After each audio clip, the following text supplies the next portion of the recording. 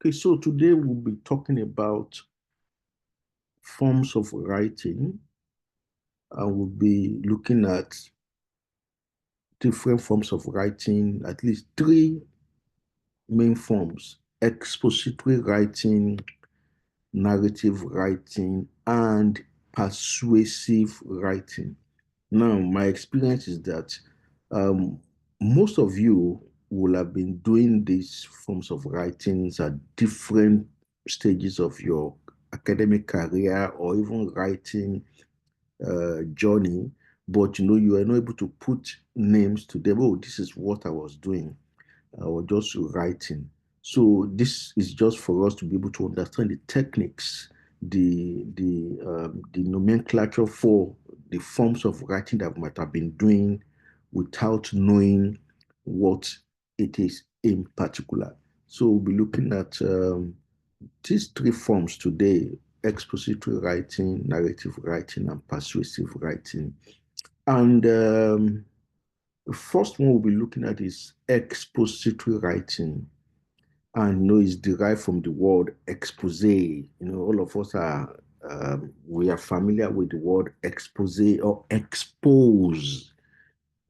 Expose or expose. Expose means to expose something, to make it known, to make it clearer, to make it identifiable for people. So, an expository writing is that kind of writing that instructs, that shows, it explains and tells by giving information about a specific topic. Expository writing essentially just sheds light on information, helps us to understand what we might not have understood before, or help us to understand even in a better sense what we think we already know. And that is what an expository writing does. It tells, it instructs, it explains, and it shows. It explains, it instructs, it shows, and just help us to know things better. And it usually answers these questions such as who, what, where, when, why, and how.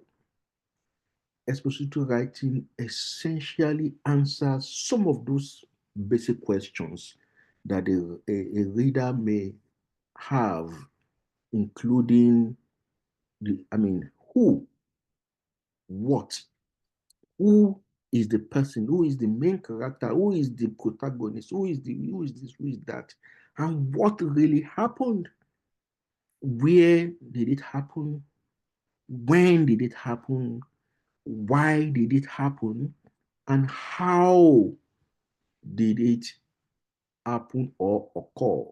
So that is what expository writing essentially does. It sheds light on information. It helps us to understand things, concepts, ideas, phenomenon better. And there are actually certain types of expository writing. You have them in three, even though it's a form of writing itself, it also has three types. And the first one is informative. You remember when I was talking about the what it does? I said that it informs. So expository writing also has an informative type. This kind of writing that just informs us about things, about inflation, about gross domestic product. Just mention any complex or any concept at all. Expository writing helps us to know them better through information, by providing information. So there's the informative type of expository writing. There's also the how-to type. In fact, a whole genre of literature has emerged from those this type alone, the how to. And know what it does is just to help us to know how to do something, how to become productive, how to become profitable, how to run a business profitably, how to be a better professional, how to be a good husband, how to be a fantastic wife, how to be this, how to do this, how to do that. That is also an expository kind of writing. Those writings that teach us how to what, how to do something, how to become, how to achieve, how to accomplish, how to get it done. They are expository writing. Then the third type of expository writing is the comparison and contrast expository writing. This in this way, I mean, we compare ideas and we contrast them. We compare ideas and we contrast them, concepts, and so that we can have better understanding, full understanding of the concepts or the ideas that are being compared and contrasted, and even better understanding about them. So that is the third type of expository writing. It is comparative and contrastive in nature. And in terms of informative essay, this is the kind of essay that provides information in a logical order. It tells us what happens from point A to point B to point C to D to E to Z. And the goal is actually, it's not just to force your opinion. No, you are saying information, you are providing information. You are not sharing your opinion at this stage. This is not the kind of writing where your opinion is needed. What is needed in informative writing and expository writing is fact. Fact. Good, verifiable fact. Because you are actually trying to what, to inform, educate your reading audience. You're not trying to force your opinion upon them. So your informative essay might explain something most readers don't even know about, or present latest research on the topic, or define a complex term, a complex issue in a way that readers can easily understand it. Or you can also analyze the cause and the effect relationship in a concept, in a phenomenon. What are the causes and what are the consequences of this phenomenon, of this development? That is the kind of informative essay or expository writing. That is what you get in this kind of writing. And then there's the auto essays that we talked. That's the second type of expository writing. This one just explains a process, tells us how to do something, how to solve a problem, how to apply certain knowledge in a way that will give us better information, give us better output, give us better outcome. And um, it's all over the place. I'm sure, I mean, all of us will have read one form of how to essays or the other. So you see, and this kind of writing thrives on transition words and phrases, which also helps the readers to follow the logic or the argument of the writer. This transition words, firstly, secondly, thirdly, finally, or to begin with, continue, furthermore, afterward, in conclusion. All those are transition words that make your expository writing quality, easier to read, and very appealing to your readers. Then the compare and contrast essays, essentially just like that one just gives us what are the common factors, the commonalities, and the differentiating factors in a concept, in a development, in a phenomenon. So it shows the similarities and the differences between two subjects, and so that, and just to inform the readers. As I said, this form of, it's easy. We will talk about, when we're talking about persuasive writing, we will see something that is similar to this, but they are not the same. Once it's expository writing, it usually it thrives on facts, information, facts that you are getting, verifiable facts, research-driven facts and data, not your opinion. You don't impose your opinion in an expository or compare and contrast writing. You are just presenting the facts. What are the facts? Why should I living in the United States or in the United Kingdom? What are the facts? So you just present the facts, the immigration policies of the two countries. I mean, whatever you are going for, are you going to live there as a student or as a professional, as a family person? So you get facts. Okay, here in terms of US, these are the facts in terms of family friendliness. These are the facts about student friendliness. And these are the facts about UK. So you compare those facts. You give those facts, those information to your readers so they can make intelligent decisions on where they want to go between the two.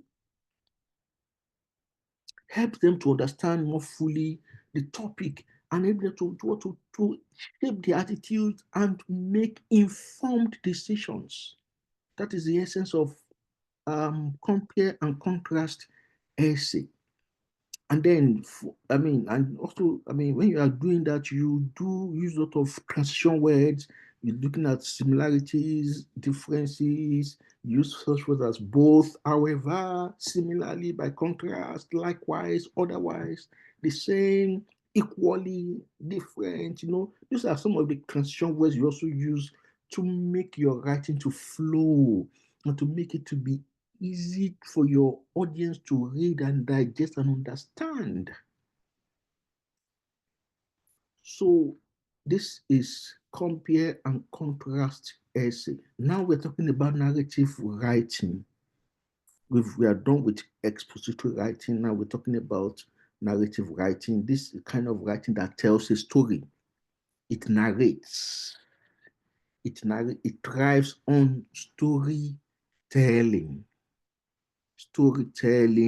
narration, narrative, and narrate about people, about animals, about places, about things, about development.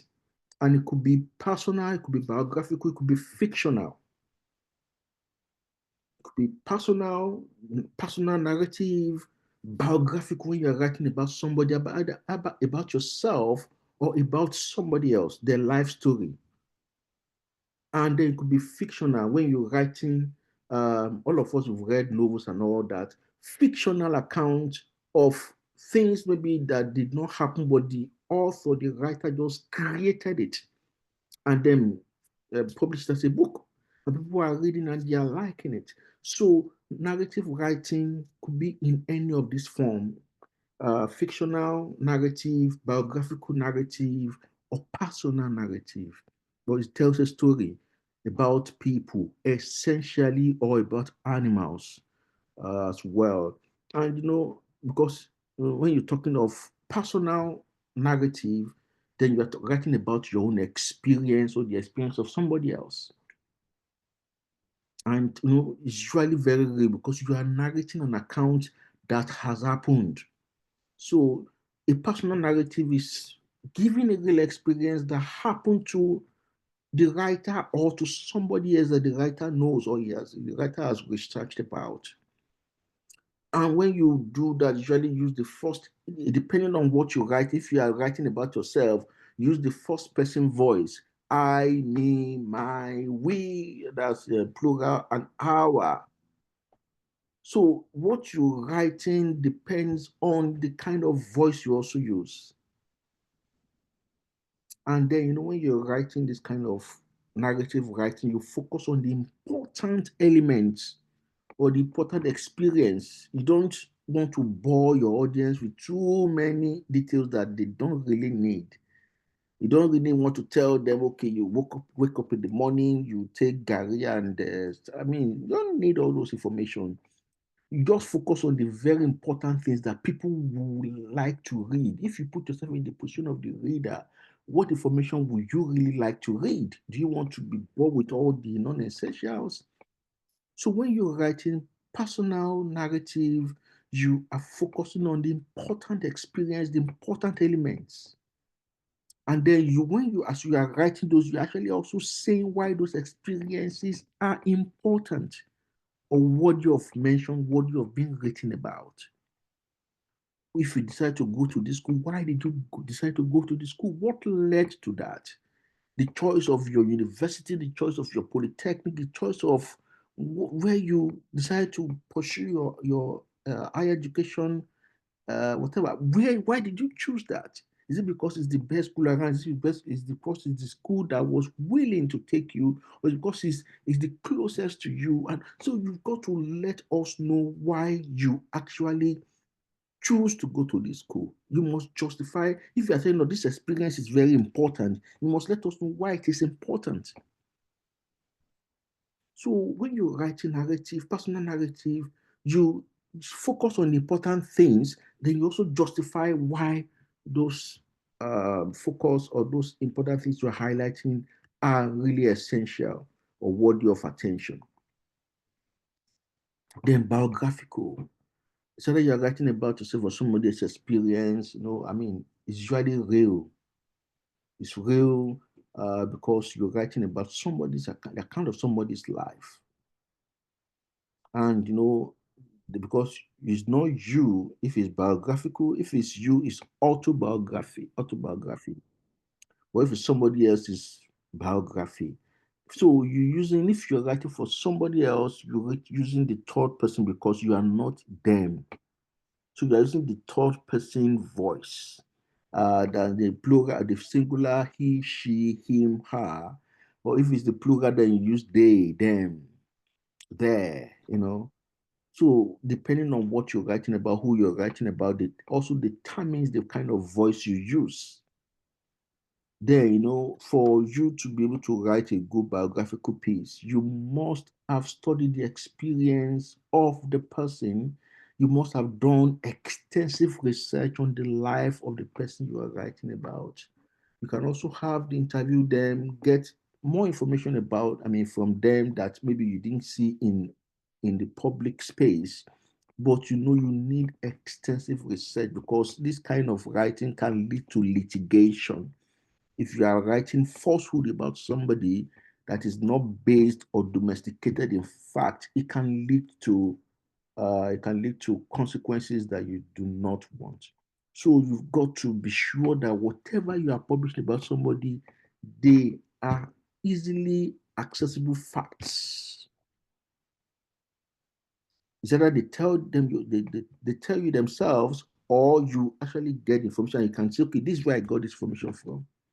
And it's verifiable, it's true. And then when you're writing, the readers must know, why is this person's life worthy to be written about? Why should I want to read about this person? What has the person done differently than others?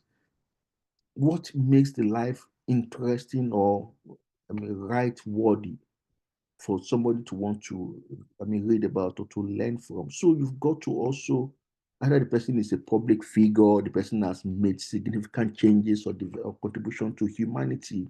You need to let the readers know when you're writing biographical narrative writing.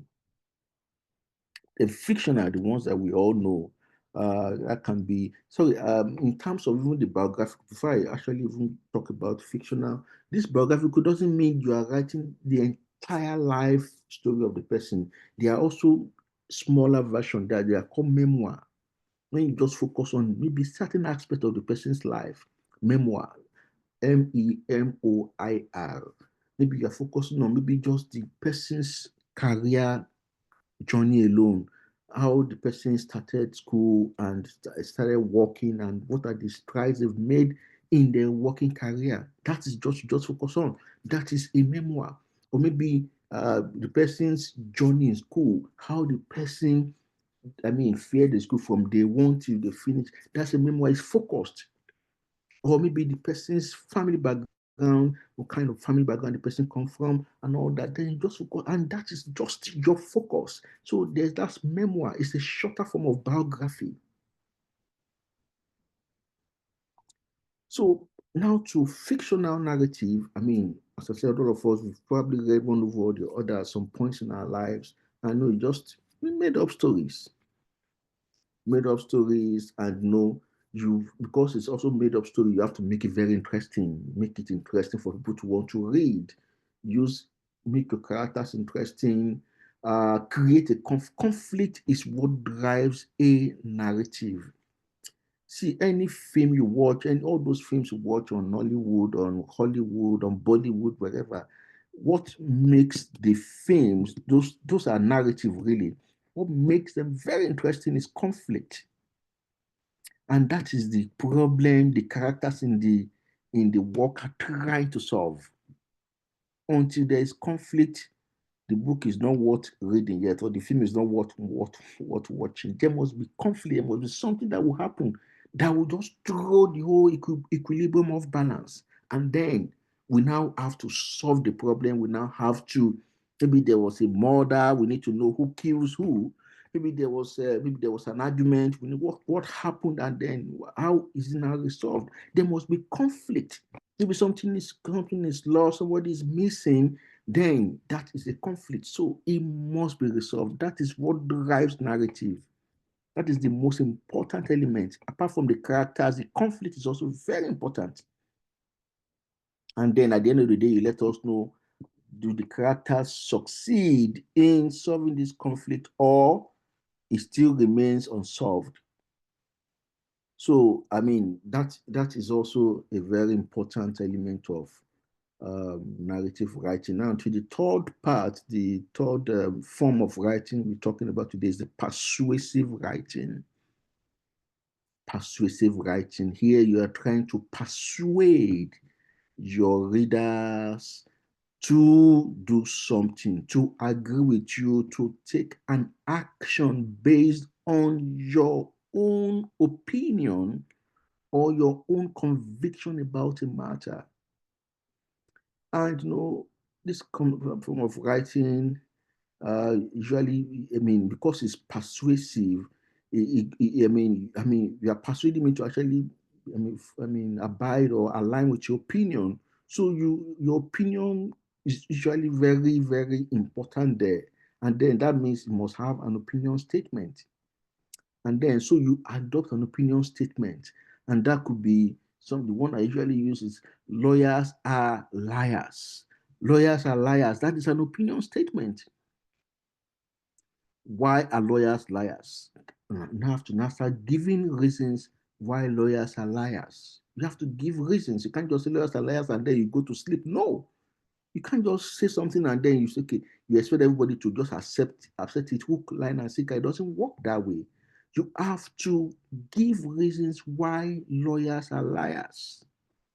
And then you also provide objections. When you do debate, you provide objections.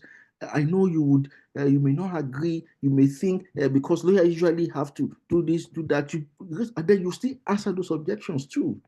You raise objections. What are the objections to your own opinion, to your own points? You raise them and then you argue them out. You neuter those opinions, those objections. And then at the end of the day, a call to action. So if lawyers are liars, that means nobody should study law again. That is your call to action. So we should abolish law in our university system. That is a call to action. So you've got to know Yes, sir. who is that, please. Please, whoever is disturbing should be I put in the guess waiting it's. room. I guess it's. Yes.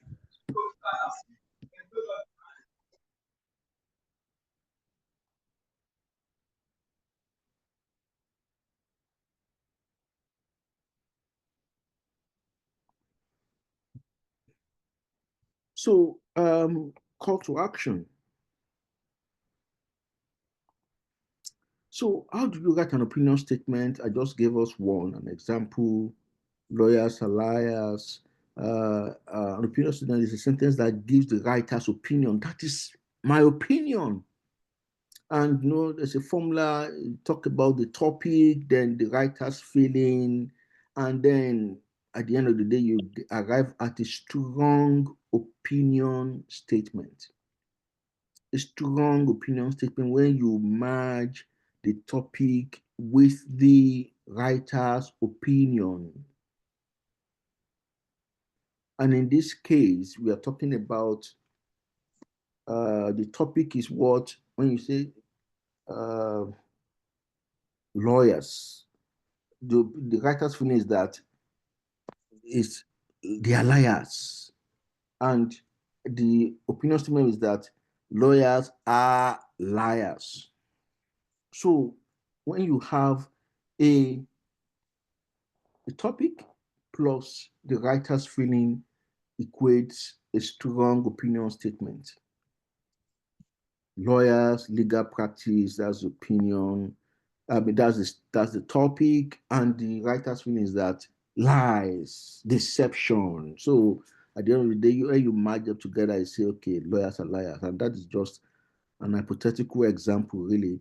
So when you now formed your opinion statement, you now have to give reasons why your readers or why your audience should actually agree with you, why they should shift the base. If those who are already maybe in law school, those who are already studying law there, why they should opt out and go and study biology, go and study something else, because now you've convinced them that, hey, you are going to be a liar, and nobody, I don't want to be a liar. So you have to start giving reasons, points why you think so, why you hold that very strong opinion. And cite as many reasons as you can cite, and then starting each reason with a sentence, also in a paragraph, and then you also provide supporting details. If you have statistics, if you have data to support your claim, then you also start to add them to support your argument, so that your argument can be rational, sound, appealing, convincing to your readers.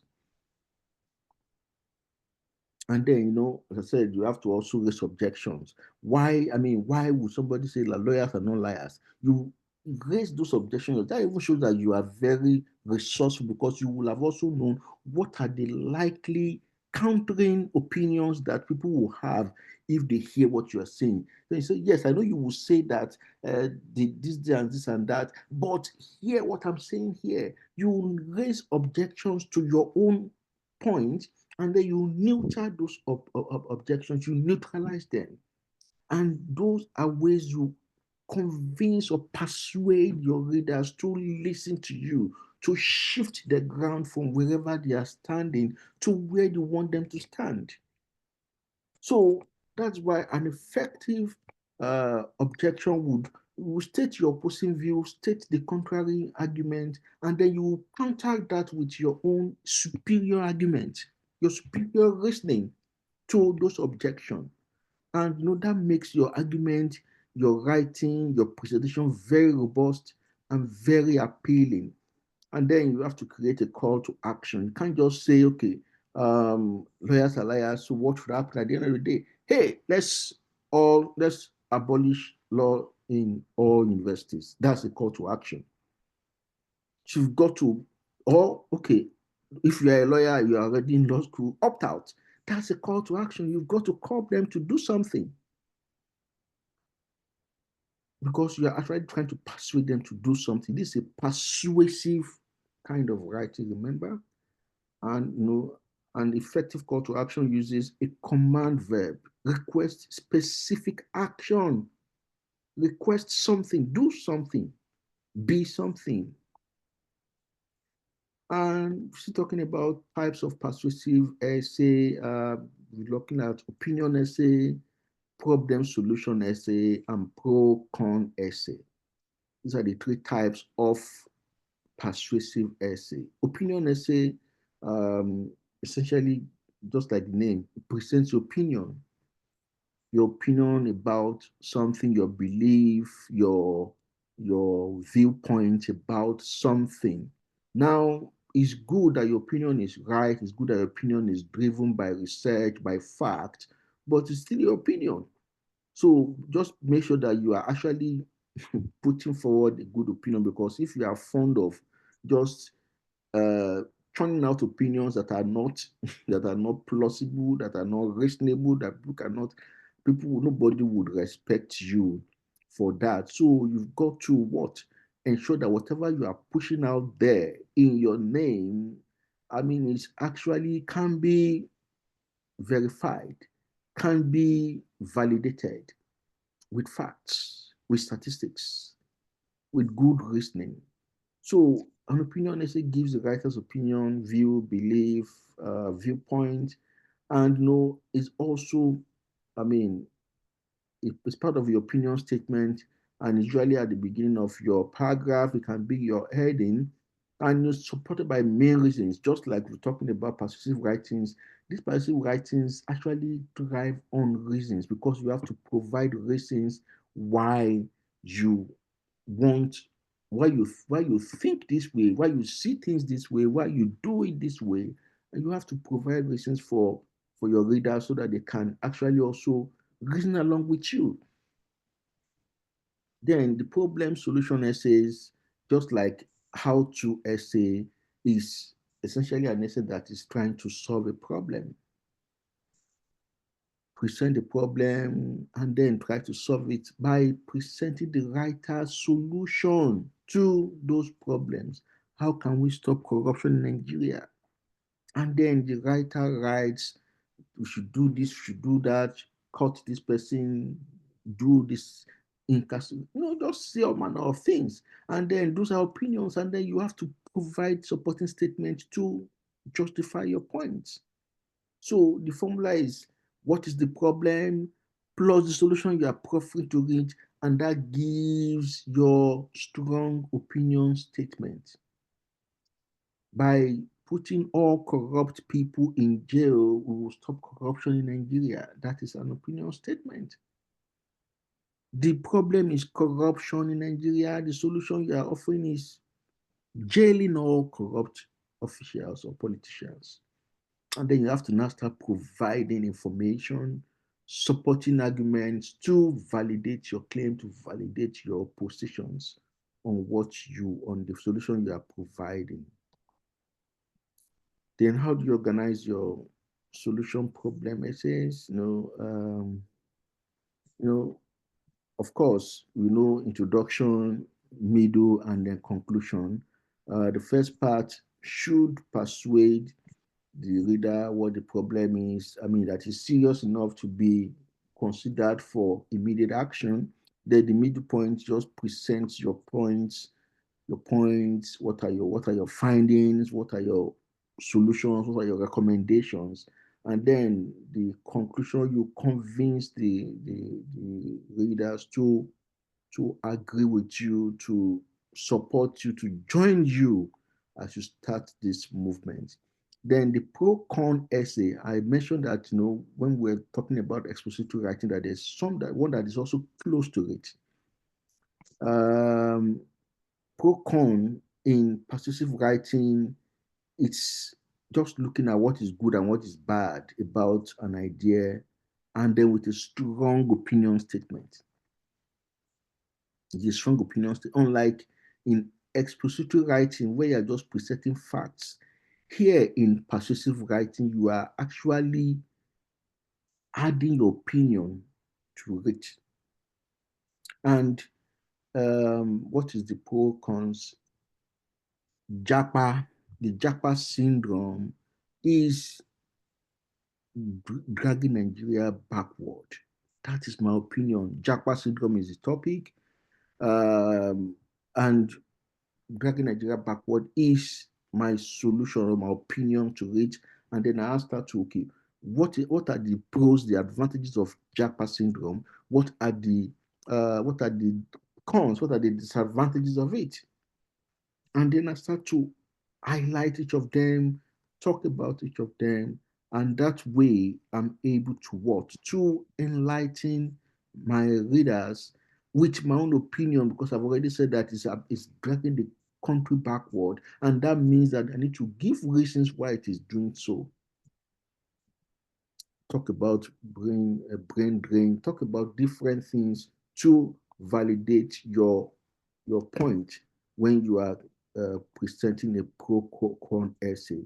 And just like we know, the pro examines the benefits, the advantages, the cons just talk about the drawbacks, disadvantages.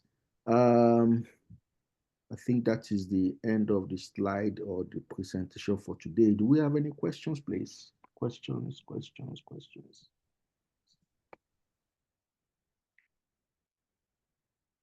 Anyone with question?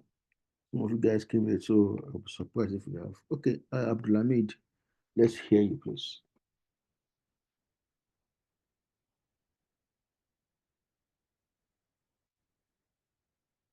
Please go ahead and ask a question. Yes, sir. So in the case of the fictional type of narrative essay, Yes. yes, like in the first point, you said it's mostly about like a made up story. That's fictional, yes. Fictional, yes. Can it be in such a way that although it's a made like it can also be drawn from like a personal story and experience and then made into fiction?